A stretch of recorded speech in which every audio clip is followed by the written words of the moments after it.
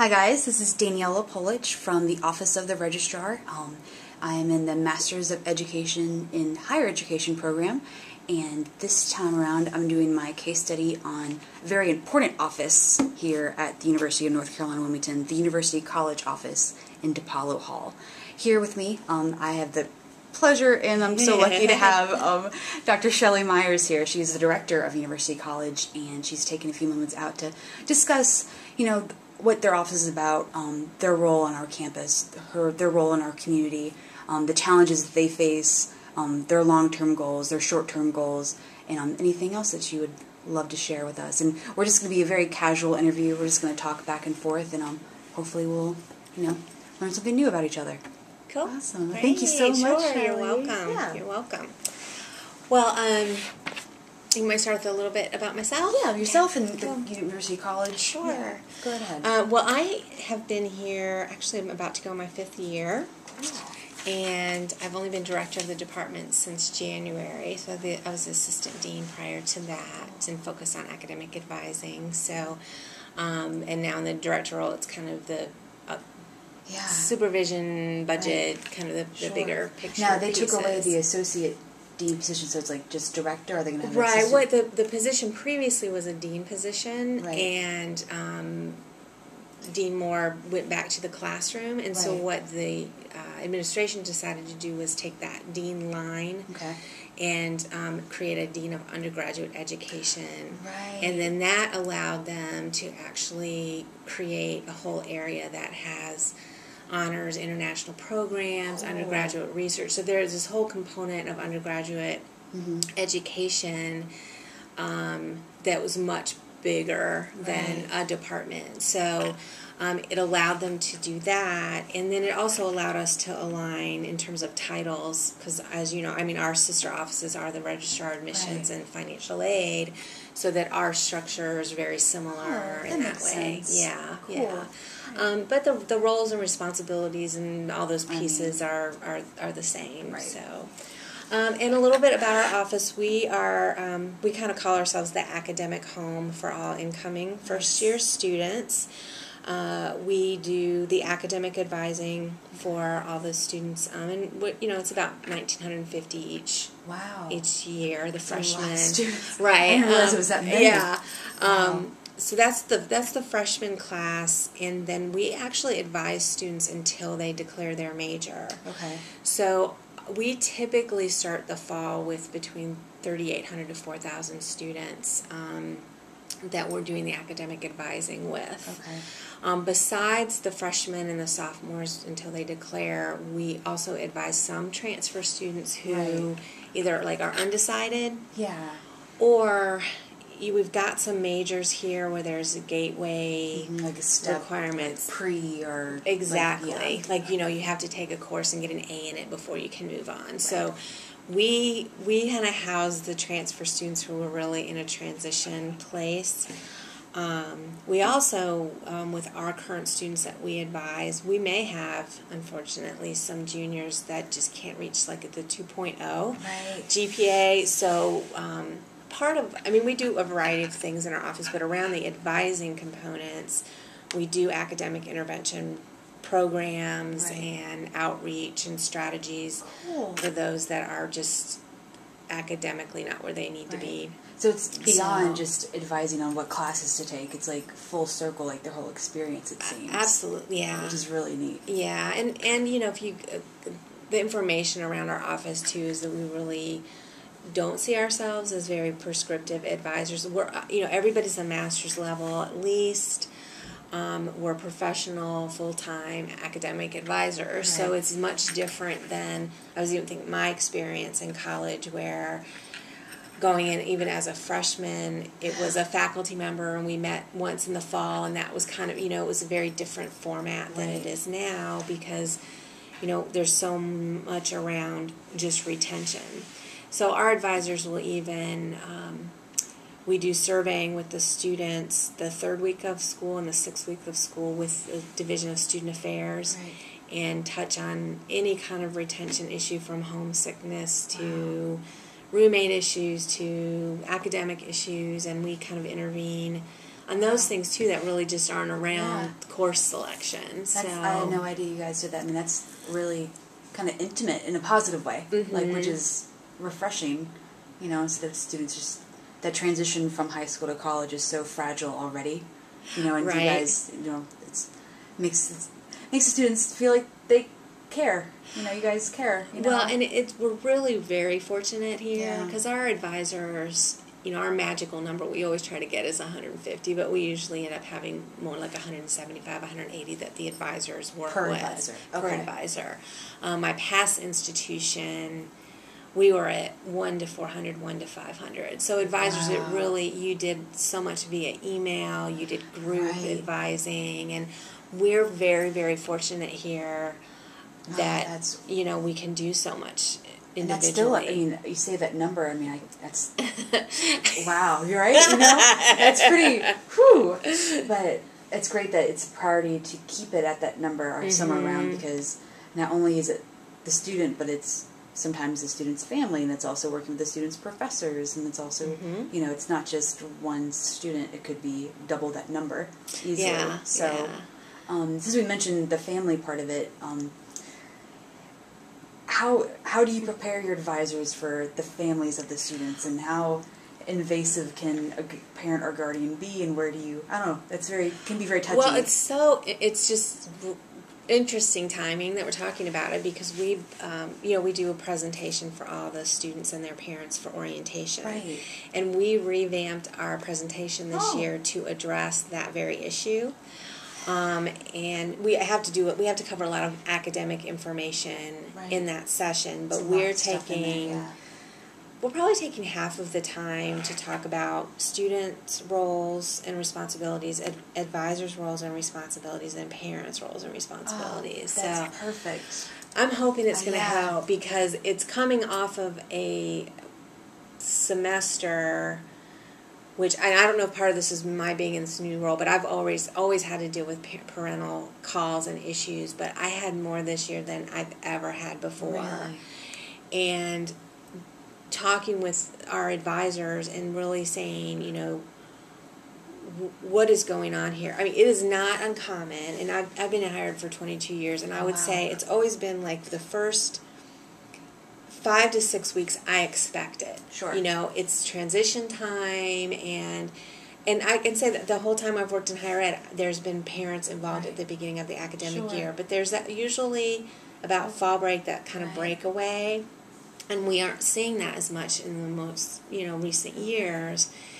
And then, like I mentioned, this past semester, you know, I'll give you an example of one of my own students who I'm trying to wrap my mind around the situation. So I'd been advising her for a year, and she had about a 2.5, 2.6 GPA. Now, for us, again, it's all perspective, because our radar goes off at below 2.0. Our students academically, they do really well here. We don't have many students in that scenario. But a first-year student at a 2.5, 2.6 is a BC student, right? Yeah. So her mother had contacted me after her second semester and said, should we pull her out of school? And I'm like, well, why are you thinking about this? Have you talked to her? And she said, well, these grades are just unacceptable to us. So I kind of took it as, let me talk to you about the average GPA of a freshman, the courses she's taking are challenging. You know, I've met with her, and she's doing what she needs to be doing. You know, I wasn't hearing any, like, things that would make me go, she's not studying. So that worked, and then the next semester she had a similar GPA, and the mother contacted me, and she said, I guess I'm not being clear enough with you. I expect that you will know my daughter's grades for each of her classes, and I expect to be able to call you at any point in the semester, and that you will know what those grades are, And mind you, every time I have this conversation, I'm calling in the daughter, and the daughter. I said, now you know your mom and I are having these conversations. Keeping her involved, yeah. And she's like, well, this is what I'm telling her, and she knows what's going on. And the mother had also let me know that she had contacted all of the professors and had told them the same expectation. So, the daughter ended up declaring her major, but right before that, the mother ended up going to my supervisor and just was very upset that she felt I wasn't taking it seriously. And it wasn't a matter of not taking it seriously. It was a matter of I'm not seeing the same level of concern, nor am I going to do what your expectation is, because that's not how we function in higher education. No. I am, as an advisor, for me to call a student's professors and say, "Could you report?" Never. They don't. They don't have to. They don't have to do that. It just goes back to what your presentation at orientation, like what's literally expected of each person involved, and how important that is to know your role and the not duties, but. And when everyone's not on the same page, it just it's the student that suffers in the end, it seems. And you're caught in the middle trying to juggle each. I don't know, in our class we've been studying different theories of what is the right way to handle certain things. And it's amazing how, like, when we handle, like, a like senior level and lower, like, some teachers think that parents shouldn't be involved at all, that it's just safer and easier. And some parents want to be in the classroom every day. And it just shows that this happens in higher ed, just in a different environment. And it's just tough. It's like, how do you handle that? Well, and we, like I mentioned, we've revamped what we're presenting to the whole group. And one of the tools that we're using is this transactional analysis theory that looks at kind of if we all view ourselves as in our relationships as a parent, an adult, or a child, like we're taking on one of those roles. So when you look at a parent and a student, up to this point in their life, the parent is the parent and the student is the child. And when they come to college, it all and my slide is like basically all these arrows and all this confusion and all this like. But it shows how it is confusing and there's a lot of arrows, so it works out good. Yeah, like this, the student goes home that first, after 3 weeks, and all of a sudden they're like, I don't need any curfew. I've been on my own for 3. So I'll use examples like that to parents to go, number one, this is normal, right? And even that fact that, well, the student's going to come home, but they still want you to do their laundry. I mean, they still want, they're still a child. They still want to be taken care of, and that it's a transition for everybody. But our goal is that we're going to help make this an adult relationship. And we're an adult in this relationship as well. Therefore, if you call and have information about your student, I'm going to ask to speak with the student first. That's what our staff, we've agreed to do that. Yeah. But I also let the parents know, you know your student better than I do. You need to trust your gut. If you feel like something's off and you want somebody to check in, or we've got lots of support services on this campus. It is not uncommon for us to communicate with the Dean of Students office and say, could you have an RA just look in on that student? Those kinds of things that, but we're very clear with the parents. We don't want to do this subversive undercover, Yeah, right. We're gonna, we'll do that, but you need to know that we're going to let the student know kind of what's going on. And I will say, after the first orientation, this has been a bigger discussion around campus, and the Dean of Students stopped me, and he goes, you just echoed what we're saying. And Dr. Kern from Enrollment Management, he goes, you just echoed what I'm saying. And I had parents come up to me and go, man, you guys are surely getting this message across. Talk about everyone being on the same page. That's good. I mean, it takes 3 or 4 times for things to sink in. And all these actions that you guys are taking, it really reflects on, I think, the difference between involvement and partnership. Mm-hmm. Like, that's one big thing we're focusing on in our class, that those words are used interchangeably when they can be so different. Mm-hmm. Partnership is much different from involvement. Partnership is more action-focused and more not just being, like, notified or in the loop. Like, partnership is, like, true, like, partnership, and that's what it sounds like you guys are doing. That's a really good way to look at it too. So, and I think probably you said we might talk about FERPA, that whole piece around, I have no problem sharing with any parent any policy, procedure, system, why we do what we do, how we ended up doing what we're doing. Right. It's when it becomes a personal, well, did my student send in the appeal letter? Well, what kind of grade? Those are the pieces that, and again, in orientation, we talked about, on the way home, we want you to talk about how you're going to communicate around grades and how, the expectations you have of each other before it becomes an issue. Right. That's a good point. Just make that kind of commitment to each other and, how we're going to work together with the students. Yeah. So I'll be able to let you know probably like the end of the fall semester if we saw any difference. I'm sure me and the classmates will be curious to know. Since we talked about partnerships a little bit, we'll talk about one more topic and then we'll wrap things up. I know we don't want to make this too long. I want you to get back to your job.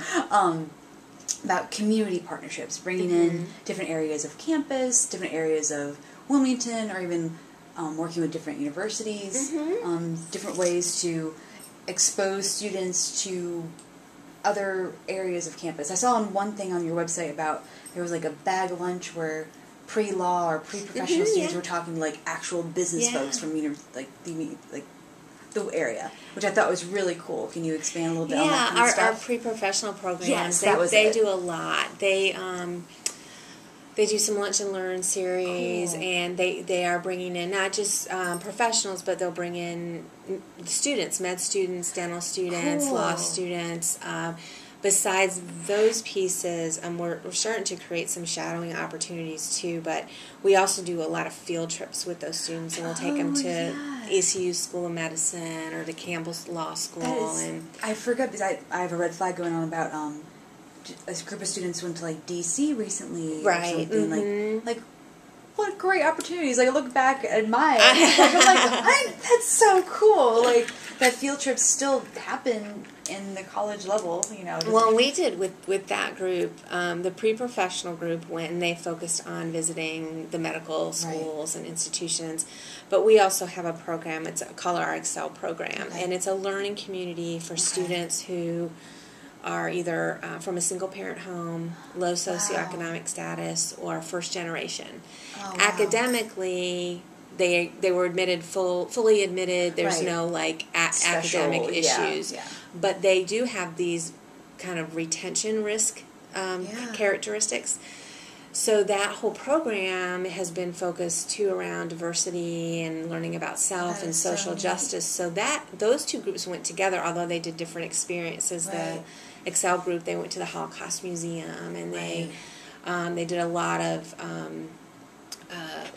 went to the Washington Post and met some journalists there that deal with social issues. So we do those kinds of things. So and do you find when you guys do reach out to people or agencies or groups to work up with you on these kind of things, are they usually pretty excited and they want to be part of it, or do you get like good reception from people that want to be part of these kind of activities? For the most part, I think we get pretty positive. I mean, who doesn't want to be involved? Yeah, we're doing. We're over the Common Reading program as well. In New Hanover High School, we've now worked out with them that we, whatever book we use the next year, we ask people if they want to donate their books back, and we're giving them to the high school, and so they're using all of our resources for the Common Reading program. I know. That's awesome. So the high schools are reading the book the year after us, and then the other thing that we did this year, we have an advisor abroad program where every year one of our advisors goes to somewhere that our students study abroad to help us promote it. Well, the woman that went this year, she went to Hertfordshire in England, and she's in charge of our Common Reading. They are doing the same book that we're doing this year. Really? So we're going to do some courses with their students and some curriculum around this year's book. So I never knew you guys did that. Yeah. How cool. It is really, when you think about it, it's pretty amazing. Yeah, we are able to do that. We have people willing to do that. I mean, that's once again, we're so lucky, right? We Back are. to the lucky We word. are. I've been saying lucky all day. Yeah. Realizing how lucky we are as an institution, and even like an area. I mean, New Hanover County, so many schools, so many people, so many bright minds and great potential, and we're just very lucky to be a part of it. We're lucky to have offices like this that are so heavily engaged and we make it a priority. I mean, these are, we're building the roots for our future students in this one office, it seems, and it's just so beneficial. So, on that note, we're just going to wrap things up. I know we're pushing about 20 minutes now, so that's kind of the time frame I was shooting for. But I want to say thank you so much. This has been so much fun. I don't want to go back to work. It has been fun. Can I stay here? Can I just stay here? Sure. But thank you. I really appreciate it. Sure. Good luck. We'll touch base again to see how things turn out in the fall. I'll be glad to do that. Wonderful. Thank you. Thanks. So.